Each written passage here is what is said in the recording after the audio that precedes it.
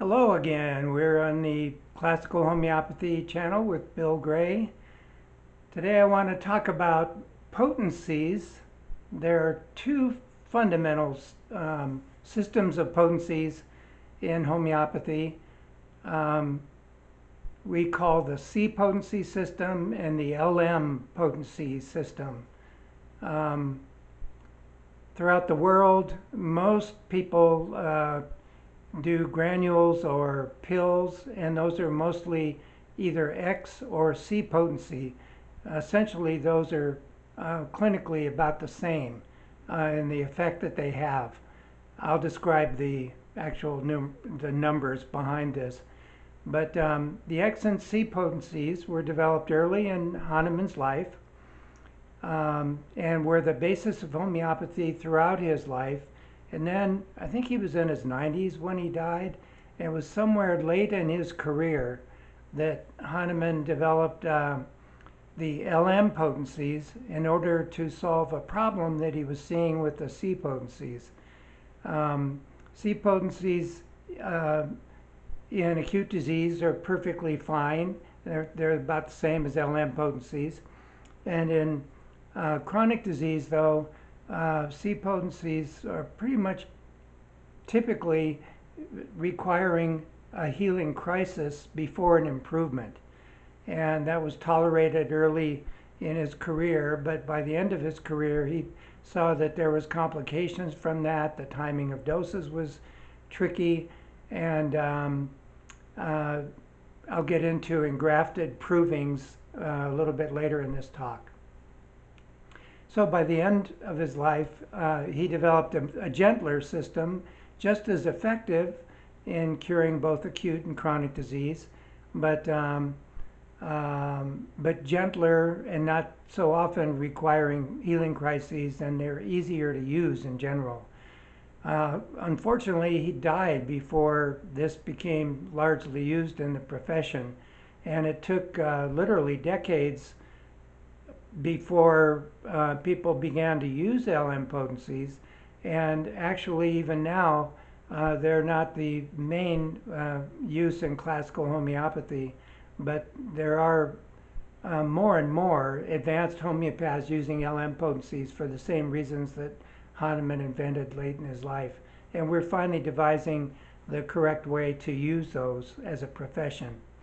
So just to clarify what we're talking about here, X potencies, when, as you understand, potencies are made by pounding and diluting, and then pounding that and diluting that, pounding that and diluting that, until generally we're past Avogadro's number.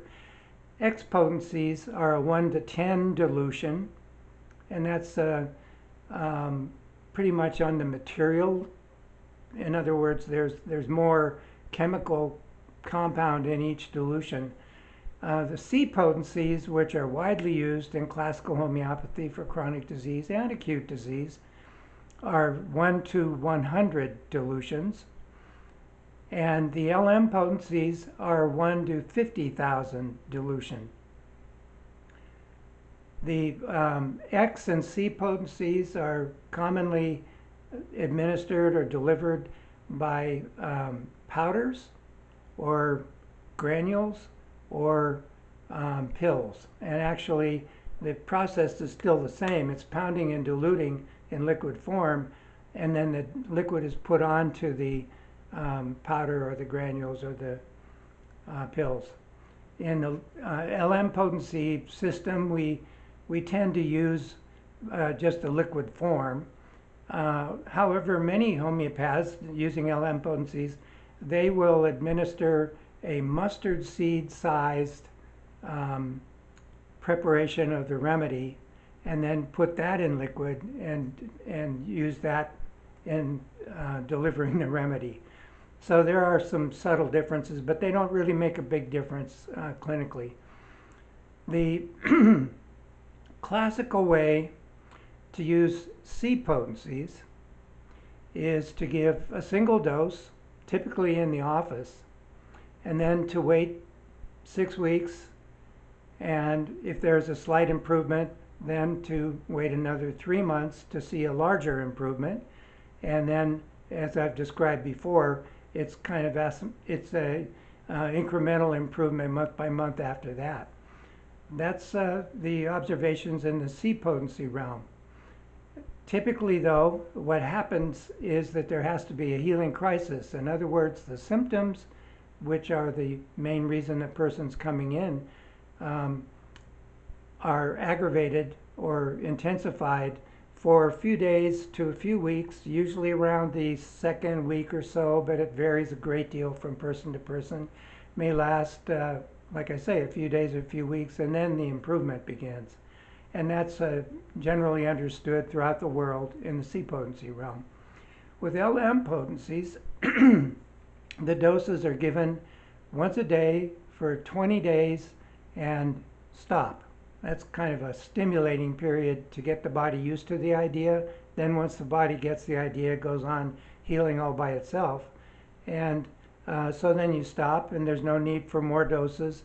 We do follow-up at 6 weeks and again at 3 months, as described earlier. The clinical response in acute situations is identical, really. They're both effective, and we don't really see much of a difference. In the C potencies, the healing crisis is the biggest issue.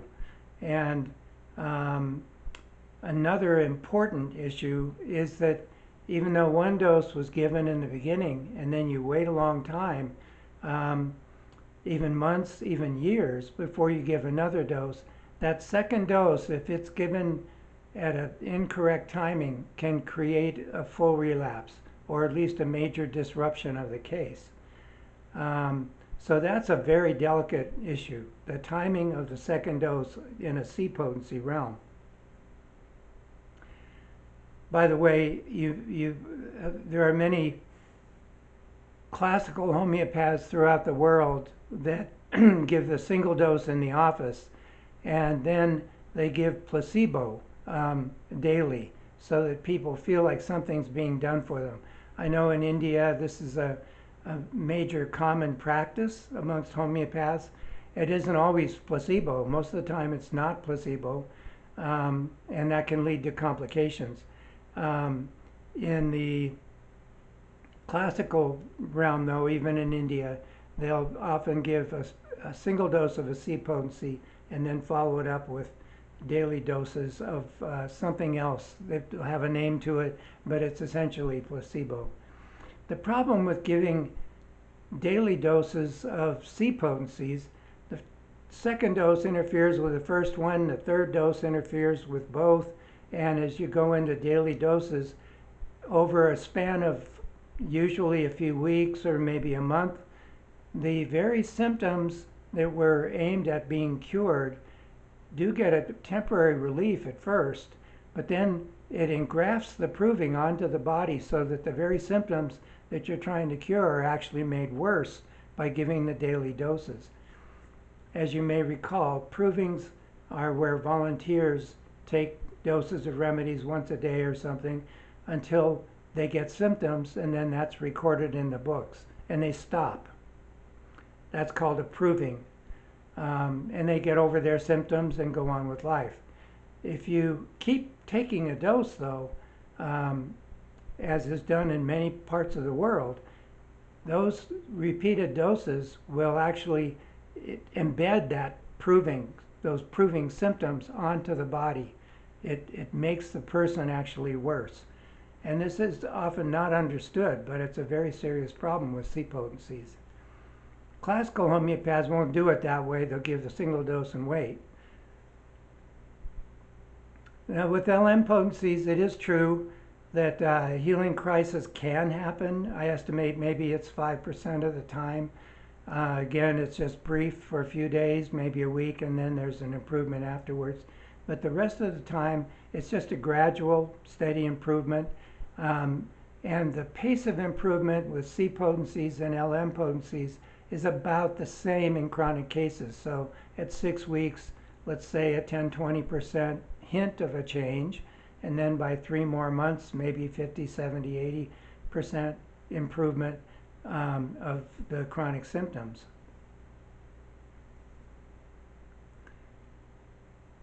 So the way the LM potencies are done is you get a stock bottle about this size, and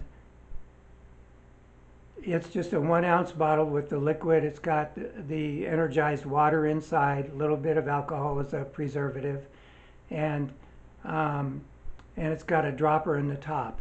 So in taking the LM potency, you you take the stock bottle, pound it against a book or something 10 exact times. Not 9, not 11. Exactly 10. That's important. Then the rest is kind of sloppy. Take the dropper, take about 7 drops, put it in about half a cup or so of distilled water, about 4 ounces of distilled water, and the dilution is not critical. And then you take a sip of that, or you can drink any amount, even the whole thing. It does not matter, because it's just a vehicle to get the energy into your energy field. Distilled water is very important with LM potencies because minerals in water will break up these nanoclusters that are carrying the energy. So you want to have distilled water in taking the doses. Of course, the descriptions I've just given for both C and LM potencies depend on the issue of antidotes. If something interferes, then timing of doses and everything gets very delicate with C potencies, and there's also a challenge. LM potencies can correct that, but that's more difficulty that I'll talk about later. So thank you for learning about potencies. I hope that clarifies rather than confuses, and we'll talk next time about the antidotes.